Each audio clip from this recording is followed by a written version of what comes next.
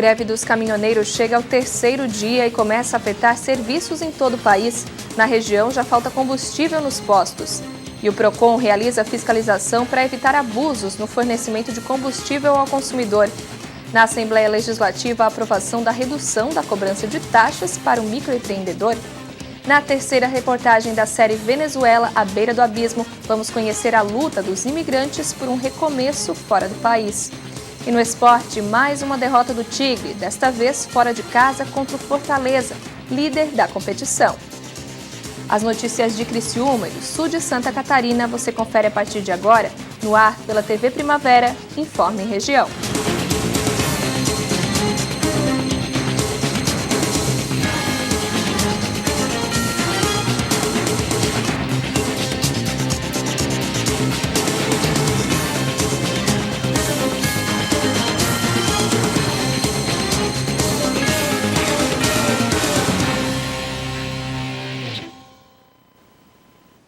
Quarta-feira, 23 de maio de 2018, para você que acompanha a TV Primavera, uma boa noite.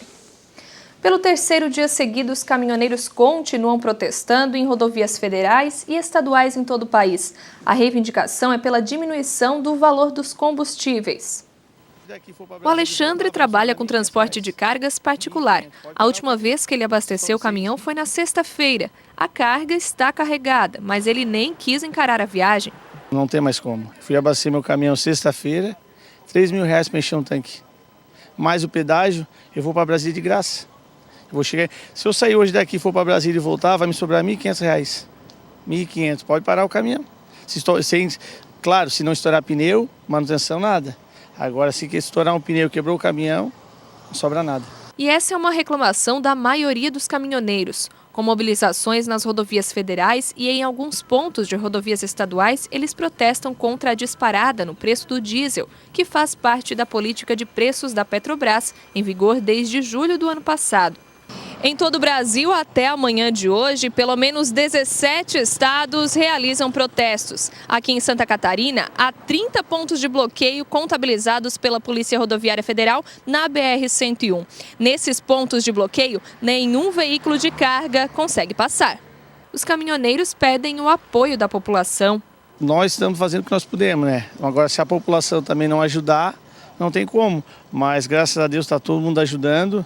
Estamos parando, se Deus quiser vai dar certo. Em todo o país, a greve já tem causado impacto em vários setores. Um deles é justamente o abastecimento de combustíveis. Sem ter quem transporte, já que os caminhões estão parados, a gasolina, o diesel e o etanol não chegam mais nas bombas. E muitos postos não têm mais combustível.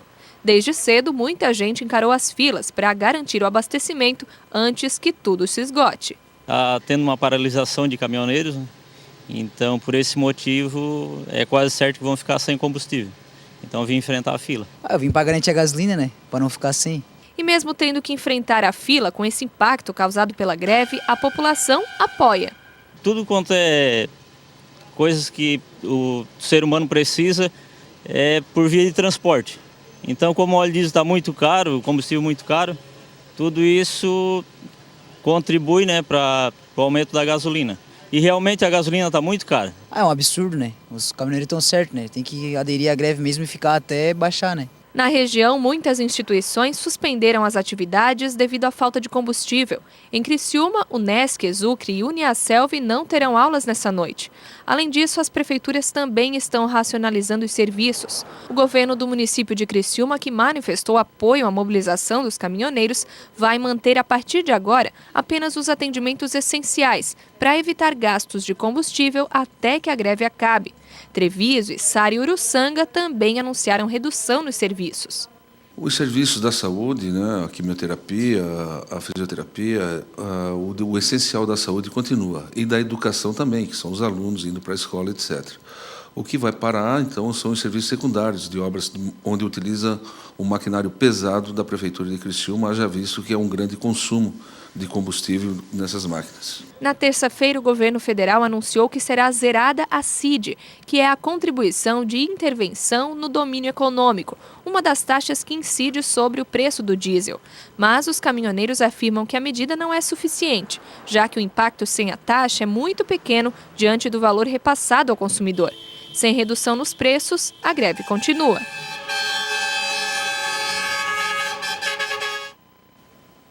Atualizando a informação sobre a dimensão dos protestos, até agora, o número de estados em que há mobilizações dos caminhoneiros subiu para 23, além do Distrito Federal.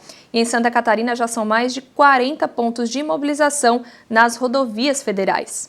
E com esse aumento na procura por abastecimento nos postos de combustível, foram flagradas situações de preços abusivos ou de vendas irregulares. Tudo isso foi fiscalizado durante todo o dia pelo PROCON. Na tarde de hoje eu acompanhei a fiscalização. Desde cedo o PROCON de Criciúma já realiza fiscalização em todos os postos aqui da cidade. Eu vou conversar com o coordenador do PROCON, Gustavo Colli. Gustavo, como é que está funcionando esse trabalho de vocês aqui durante todo o dia? Muito bem, Débora. Hoje pela manhã a gente recebeu algumas denúncias de consumidores que estavam se sentindo lesados com relação ao preço abusivo do combustível. A gente esteve até um posto de gasolina na cidade de Mineira Velha, onde a gente constatou que o preço do combustível estava em torno de R$ 5,99 o litro da gasolina comum. A gente registrou uma infração contra o proprietário, porque de acordo com o Código de Defesa do Consumidor, o artigo 39 que regulamenta os preços abusivos, isso não pode ocorrer. O proprietário do posto ele não pode se aproveitar de uma situação que está ocorrendo para fazer esse aumento desse preço abusivo. Nós autuamos o proprietário, ele tem um prazo de 10 dias para fazer o recurso, mas imediatamente ele já se solidarizou com o PROCON e com toda a população e baixou imediatamente o valor. De R$ 6,50 da gasolina aditivada, ele baixou para R$ 4,99 e de R$ 5,99 da gasolina comum, ele baixou para R$ 4,49. Então, os consumidores que se sentirem lesados podem procurar o PROCON ou podem ligar para o PROCON também no telefone 3445-8522. E esse posto de gasolina na cidade de Mineira Velha também se colocou à disposição para os consumidores que abasteceram naqueles valores abusivos, ele vai fazer a restituição. Essa questão, Gustavo, dos valores, né, para o consumidor saber, a gente percebeu que alguns postos de Criciúma hoje também retiraram o valor da gasolina, do etanol, enfim, que estavam expostos em frente ao posto. Eles podem fazer ou não? De acordo com o Código de Defesa do Consumidor, eles têm que deixar uma publicidade bem visível em frente aos postos de gasolina, eles não podem retirar esse valor, o valor tem que ficar nas duas entradas, se tiver duas entradas, né, uma na entrada de um lado e na entrada do outro lado, eles têm que deixar exposto esse preço bem visível para o consumidor poder verificar no momento que entra se realmente o valor do preço. E o consumidor ele deve estar atento também se esse valor que está exposto na publicidade é o mesmo valor da bomba. E após o valor da bomba, ele conferir na nota fiscal se realmente é esse valor que foi aplicado. Então eles não podem retirar, se eles tiverem retirado esse valor do preço da publicidade na frente do posto, podem acionar o PROCON que eles estão cometendo uma infração também, porque eles são obrigados a fazer essa publicidade. Gustavo, em relação à restrição da quantidade de gasolina vendida, que isso também tem ocorrido, isso é legal? Também não é legal. O produto que tiver à disposição para venda não pode ser restrito a um valor, um denominador comum. Por exemplo, no posto de gasolina, se o consumidor quiser encher o tanque, ele tem todo o direito. Se o proprietário quiser restringir para um valor até R$50, ele está também cometendo um delito e está infringindo o Código de Defesa do Consumidor e a gente pode ser acionado, que a gente vai constatar a infração e fazer a aplicação da sanção. Para a gente encerrar, se puder repetir novamente o telefone para contato aí para quem quiser tiver alguma reclamação a fazer ou tirar alguma dúvida com vocês. O PROCON de Criciúma ele fica localizado na rua Henrique Lage, no número 267, no antigo cartório que tinha ali anteriormente. E o telefone do PROCON é o 3445-8522. Se o consumidor se sentir lesado com algum preço abusivo que ele verificou em algum posto de gasolina, entre em contato com a gente que a gente faz a verificação em loco, como a gente está fazendo aqui nesse momento. E a mobilização já causa impacto também nos mercados. Conforme o vice-presidente da Associação Catarinense de Supermercados, Nazareno Dornelles, alguns estabelecimentos da região já registram falta de produtos, como frutas, verduras e alimentos perecíveis, principalmente os que dependem de armazenamento frigorífico. Em alguns locais, funcionários de setores como açougue, por exemplo, foram mais cedo para casa por falta de produtos. E a seguir, na terceira reportagem da série Venezuela, à beira do abismo, nós vamos conhecer a luta dos imigrantes por um recomeço fora do país.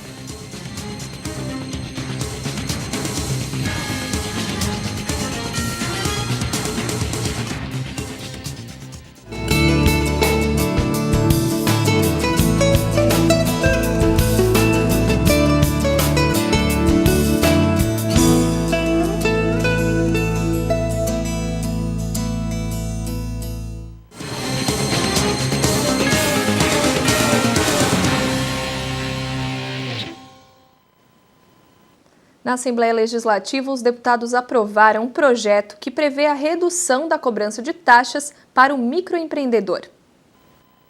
O projeto de lei de autoria do deputado José Milton Schaefer estava tramitando no parlamento desde outubro do ano passado e foi aprovado por maioria no plenário. A proposta inclui os microempreendedores individuais na relação de isentos de algumas taxas estaduais cobradas de quem vai abrir uma pequena empresa, como taxa de segurança contra incêndios e contra delitos. A isenção desses encargos para os microempreendedores individuais já estava prevista nos estatutos nacional e estadual das micro e pequenas empresas. A alteração na lei que dispõe sobre as taxas estaduais oficializa as isenções. O autor da proposta comemorou a aprovação. Santa Catarina abre, as portas para que mais pessoas da economia informal possam, através da MEI, o Estatuto do Microempreendedor Individual, também formalizarem e ficarem de acordo com a legislação, tirarem os benefícios que essa lei, o Estatuto da Micro e Pequena Empresa prevê, e Santa Catarina não estava adequado. A partir da aprovação desse projeto de lei, passa a ficar adequado. Nos últimos 4 anos, 150 mil venezuelanos fugiram do caos. Muitos vieram para o Brasil, onde só agora o governo reforçou o policiamento na fronteira. A luta dos imigrantes em busca do recomeço é o tema da terceira e última reportagem especial da série Venezuela, à beira do abismo. Quando Osvaldo saiu da Venezuela, tinha 98 quilos. Chegou ao Brasil com 66. Não fez regime, passou fome. E Mônica não viu alternativa a não ser procurar refúgio, depois de perder tudo o que tinha. Me duele o que está passando no meu país. Me dói ver o que está acontecendo no meu país. Eu quero voltar porque ali está minha mãe, meu irmãozinho. Vim porque o dinheiro não dava e eu não queria ver meus filhos morrerem de fome como muitos já morreram ou estão desnutridos.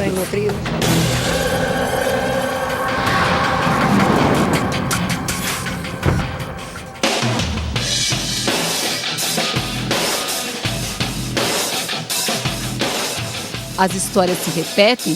Todos os refugiados da Venezuela falam sobre o medo, insegurança, desespero ou incerteza.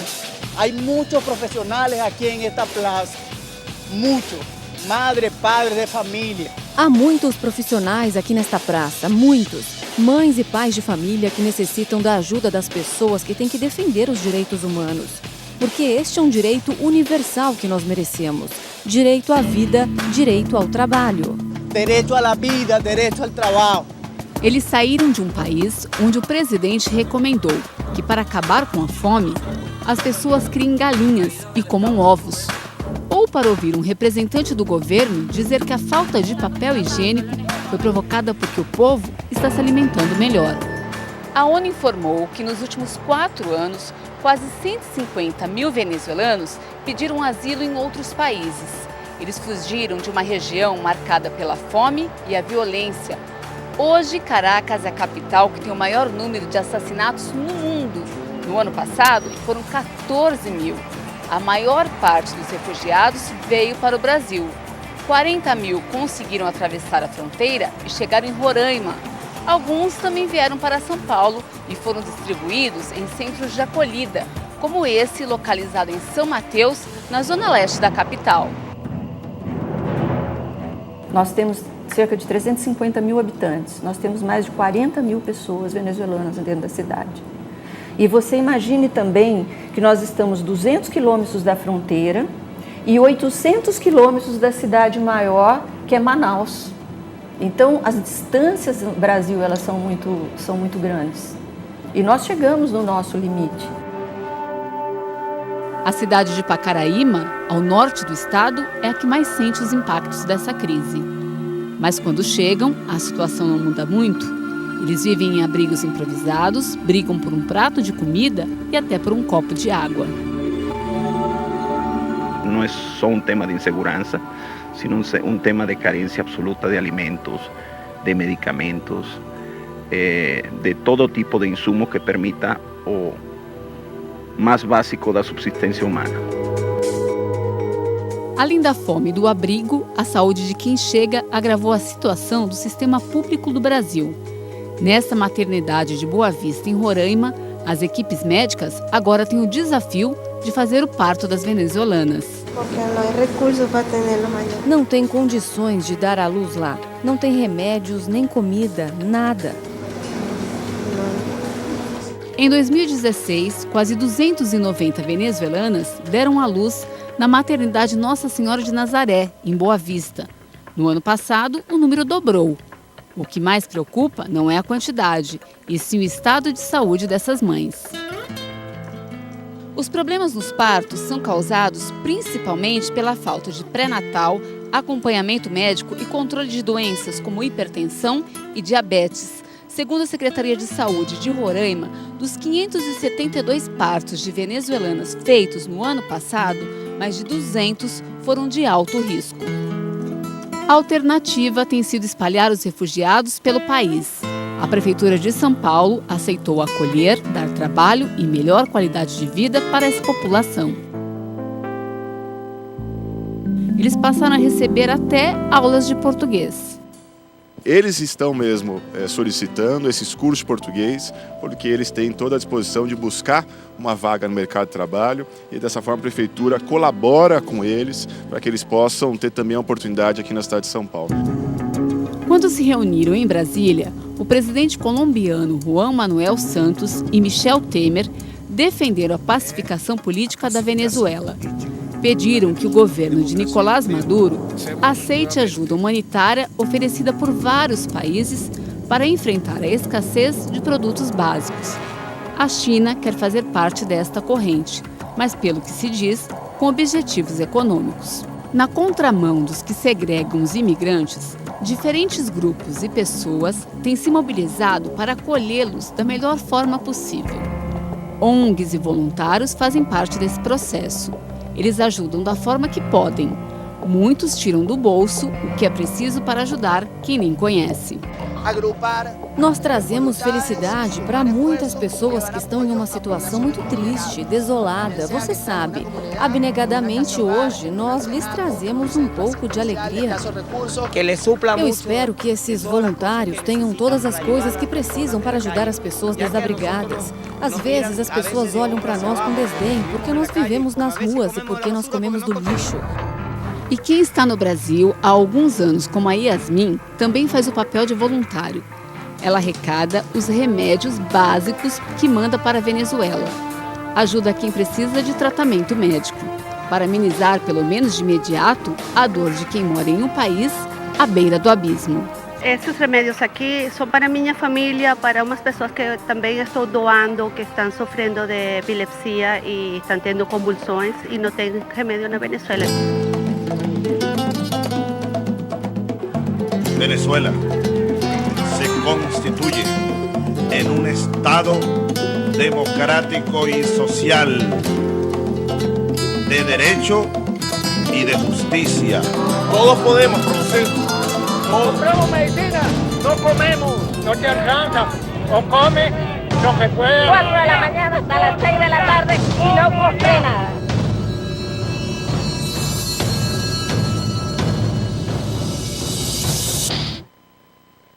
A seguir, a gente fala de esporte. Mais uma vez, o Tigre volta para casa com uma derrota. Fora de casa, 2-0 para o Fortaleza, líder invicto da competição.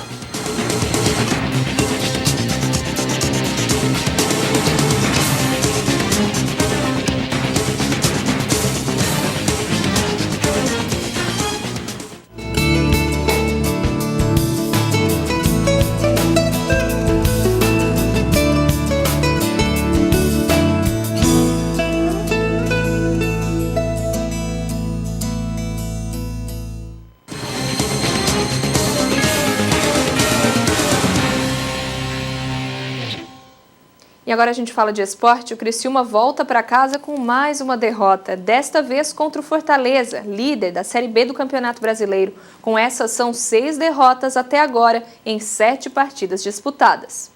O time da casa abriu o placar aos 13 minutos da primeira etapa com Gustavo.